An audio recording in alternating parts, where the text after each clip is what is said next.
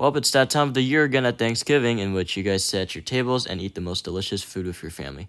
Speaking of delicious foods, my personal favorite is chicken pot pie, and since it's Thanksgiving, why don't we make some? First, you want to start by shredding half of a rotisserie chicken. Now, I wouldn't say shred because it kind of just mixed into the broth when I added it, so just put it into small pieces. Now you can set that aside and grab a knife and an onion and a cutting board. Cut 1/2 of an onion and chop off its roots and its stem. To dice it, think of it like an X and Y grid. You want to start by slicing it horizontally and try to get as many slices as you can. Then cut 2 slices into the side of the onion. Now you can just slice it vertically and most of it should come into cubes.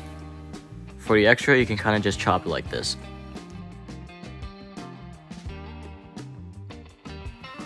Once that's done, transfer all the onions onto a separate plate.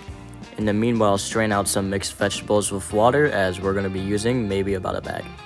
To start, turn the pan on low heat and add 4 tablespoons of butter. You can also use a spatula to sort of chop it up in order to make it easier for the entire butter stick to melt. Once it's fully melted, add in both your diced onions and your mixed vegetables into the pan. Then you sort of want to mix them together for maybe about 5 minutes. I realized after I tasted chicken pot pie, but you want to add 1 tablespoon of salt, 1 teaspoon of pepper, and a big sprinkle of oregano. After barely tasting salt in the chicken pot pie, I realized I probably need to make accurate measurements. It sounds weird, but add 1/3 cup of flour and mix this in until the vegetables become stuck together and you don't see any more powder. Now you want to add 2 cups of chicken broth. I originally added 1.5, but then I started adding a little bit more, so eventually it was just 2 cups. Now you just want to mix it in until it looks like overly runny chicken pot pie stuffing. Then add 1/2 cup of half and half. Now you want to mix it for 2 minutes or until it's combined with the broth. Then add in all of your pieces of rotisserie chicken. As you can see, because the chicken's shredded, once it's fully mixed in, the texture becomes a little too thick. Now add a bunch of mushroom powder, a bunch of garlic powder, and a sprinkle of parsley. Mix for 2 minutes. Then turn off the heat and transfer all of it into a bowl to cool down. Then roll out a sheet of pastry/pie dough until it's big enough. Brush your pot with some oil and lay it on the bottom of your 30-ounce pie pan.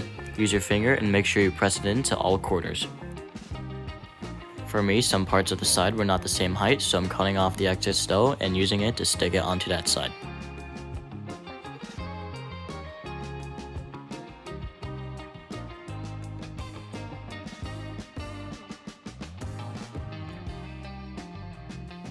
To help with baking, poke a lot of holes with a fork, and I mean a lot of holes, into the bottom of the pie crust. By now, your stuffing should have cooled down to the point where you can put it all into the pot. Side note, do not make as much as me because I took some of it and I put it into a smaller chicken pot pie since I didn't want it to overflow.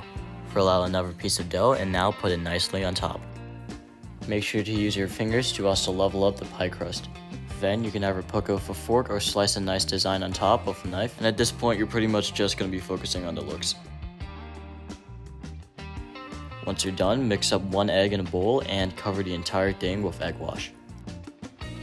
Then bake in the oven at 420 for about 30 minutes, and voila, a beautiful chicken pot pie. Yo guys, I can't believe it.